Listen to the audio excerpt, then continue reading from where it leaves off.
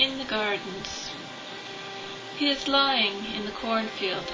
I am in the next row over. He is feeding well the healthy vegetation, while my body lies reposed, I decaying with a blue bow tied across my chest. It was after we confessed. We were slain and nicely dressed, sealing in my feelings of all our sordid dealings. My tears they watered freely as we lay here rotting. Perhaps blood is clotting. And I hope the vines will wrap me and pull me closer to him lying there supine.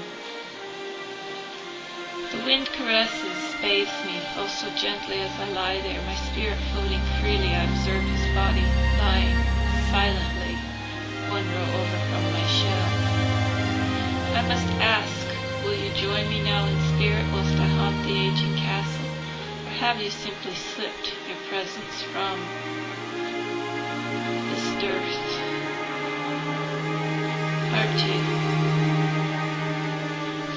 In a break from all my haunting of the aging castle hallways, wafting out the window heading toward the field, when beneath my spirit hovering I observed a ragged servant with a wheelbarrow and shovel moving slowly. Over by the aging barn came a noisy rumbling motor and a tractor heading out to harvest all that corn. I observed the ragged one as he shoveled up the bones that the carrion had cleaned with the help of worms and vermin. The skulls now bare with vacant stare from open sockets rolling as he shoveled, and the pumpkin vines held tightly to my thigh bones. I excited watched as sweat rolled down in rivulets upon the peasant's chin. At the barn he took the bones, placed them loosely in a chute, and I heard the grinding rattle that ensued as they pulverized to sand. As they spilt into a bag labeled bone meal for the roses, a smile in the mist was quickly born. Final rest was nigh at hand in the rectory of roses, and my spirit freely soars, as remembering my haunting, my attributes still flaunting, teasing merciless and taunting his mistakes. Part 3. As he sits there in the castle, thoughts morosely fill his mind, visions quite elude him.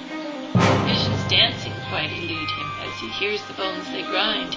He reaches for his trusty pipe, lights it up and takes a drag, breathes in deeply, then exhales, his complexion promptly pales. A puff of smoke floats idly in the air, his running fingers through his hair. Within the smoke, she beckons now, and he remembers how it was.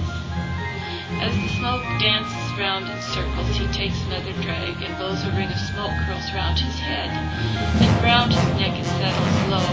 Then like a rope it starts to tighten up, his eyes will large, his face is turning blue. As he gasps, the pipe falls from his hand and slams beside him just as she has landed, sparking now with a tiny piece of paper, and soon it changes into a creeping vapor, flames licking his legs as he stares straight ahead.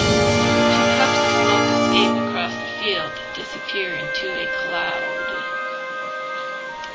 And the farm hands in the field go on working, never minding, as the corn they harvested, the wheat crop they were binding.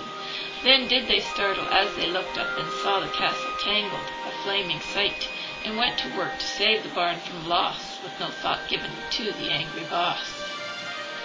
Captive in the castle now in a pile of rubble, his spirit trapped he fades from memory, and somewhere out there, those lover spirits floating free, revenge exacted.